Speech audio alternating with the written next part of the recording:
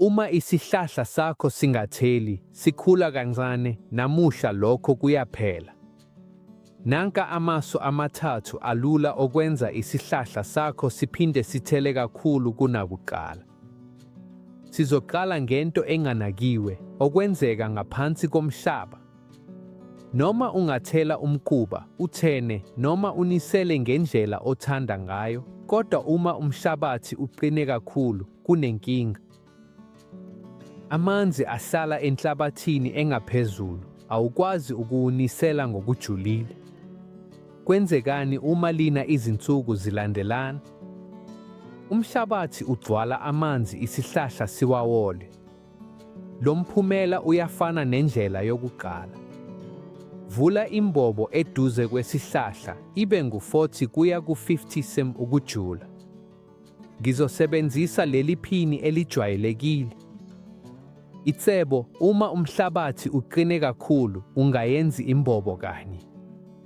Kepha lapho ungakwazi, uthele amanzi ukuze uthambise ungqimba olulandelayo, uqhubeke uze ufike kumasentimitha angama-40. Uma sesifinyelele ebujuleni, sizothatha ipayipi le-PC elingamasentimitha angama-90 okungama-intshi 4. Siyalingamula libe yisilinganiso esifanele bese senza izimbobo eziningi nxazonke kuyo yonke ingxenye ezongcwatshwa. Futhi sizokwenza kanje.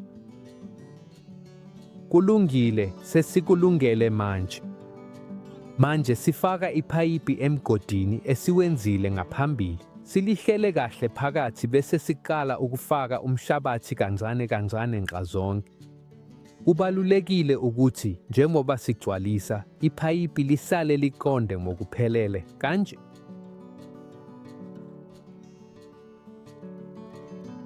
Manje bheka ukuthi sikwazile ukuthola ngaphakathi kwemizuzu eyishumi kuphela sesilungisile enye yezinkinga ezivame kakhulu emhlabathini onzima noqinile, ubunzima bokunisela kahle ezindaweni ezijulile.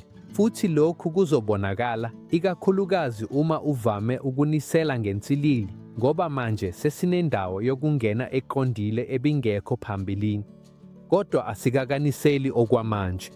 Okokuqala, ngifuna ukwenza okunye okubalulekile, ngoba uma sesineminyaka sisebenza lapha, umhlaba ozungeze isihlahla udinga ukunakekelwa. Nansi indlela yethu yesibili. Ulungile, manje ngaleli thuluzi enginalo lapha esandleni, elaziwa ngokuthi ihorka yasegadini, sizosebenza yonke ingxenye engenhla yomhlabathi ukuze sibuyisele amandla awo okungena umoya ngendlela efanele. Futhi lokhu kubalulekile ngoba ngokuhamba kwesikhathi, ukunisela okuqhubekayo, izimvula ngisho nomsebenzi owenziwa eduze kwesihlahla kwenza le ngxenye yokuqala yomhlabathi ivaleke futhi iqine. Futhi yini esinayo ngqo kule ndawo? Inani elikhulu lezimpande ezidinga umoyampilo nazo. Yingakho sizovulela umoya yonke le ngxenye ezungeze isihlahla sezithelo, ukuze umhlabathi uphinde ube mncane futhi umoyampilo ungene kalula kakhulu. Njengoba ubona, kulula kakhulu. Faka ifoloko emhlabathini, uhambise kancane emuva, uphakamise umhlabathi amasentimitha ambalwa. Asifuni ukuphendula umhlabathi. Gwaza, uphakamise kancane, udedele. Phinda lokhu ngazonke zesihlahla sezithelo, njengalapha.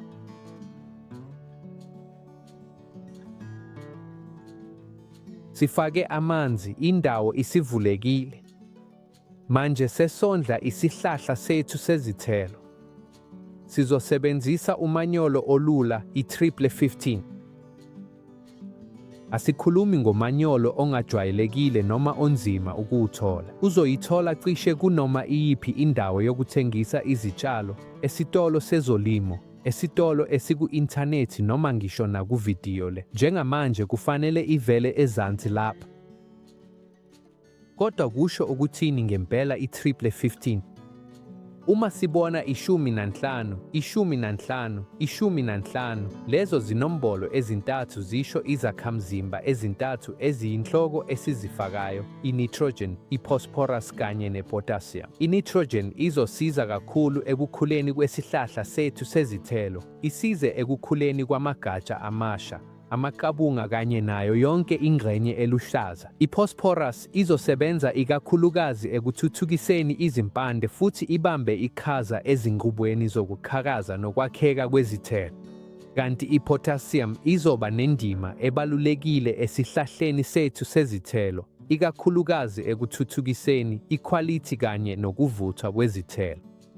Yingakho sisebenzisa i-triple 15 ngoba siletha zonke izakhamzimba ezintathu ezisemqoka ngendlela elinganayo. Ngaphezu kwalokho, le triple 15 iqukethe amaphesenti angama-25 e-sulfur ezosiza ukuthuthukisa ukusetshenziswa kwe-nitrogen nokugcina ukukhula kwesihlahla sethu sezithelo kulinganiselwe kakhulu. Manje sekufika omunye umbuzo obalulekile. Yikuphi inani okufanele silifake esihlahleni sethu esincane? Kulokhu sisebenza ngomango osakhula, ngakho asidingi ukweqisa ngenani. Sizosebenzisa cishe phakathi kwamagremu angama-70 kuya kwangama-80, okulingana no-2.5 ounces, okuyisilinganiso saleli phuzu enginalo lapha.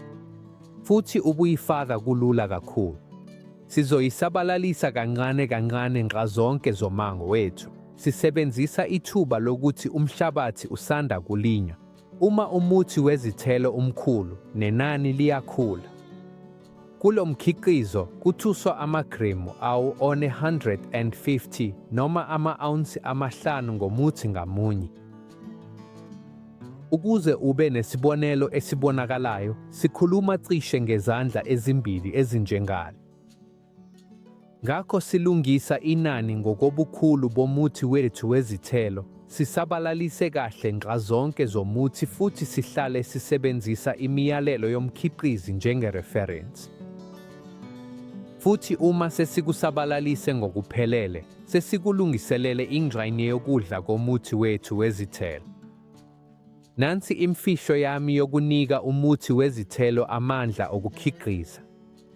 Sizodinga amalitha 10 amanzi, okungaba amaghaloni 2.5, nesandla sehumusi yentrathi ongayithola ezitolo zezolimo.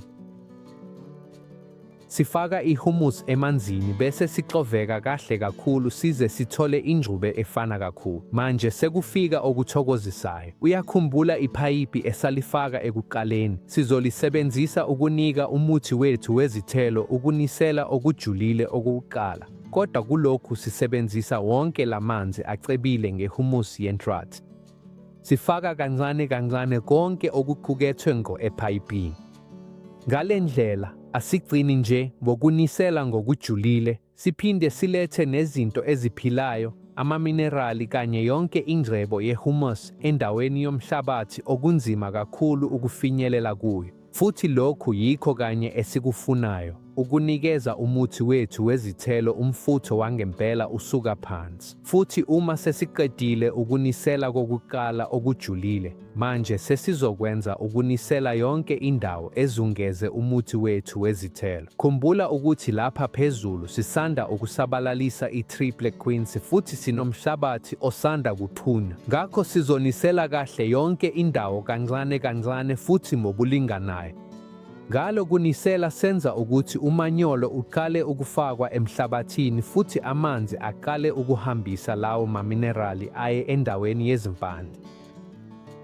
Bheka ukuthi sikushiye kanjani. Ukudla okuphezulu kanye nokunisela okucebile ngehumus kujule emhlabathini. Manje sesinendawo yonke iniselwe kahle futhi ilungiselelwe ukuze isihlahla sethu sezithelo sikwazi ukusebenzisa konke esisanda kukufaka. Manje sesikulungele konke ukuze leso sihlahla sezithelo esasingafuni ukukhula noma ukukhiqiza, sivuke siqale ukusipha izithelo eziningi. Uma uyithandile, like, subscribe, share nabathanda izithelo. Buza imibuzo kumazwana ngezansi. Siyabonga, sizobonana.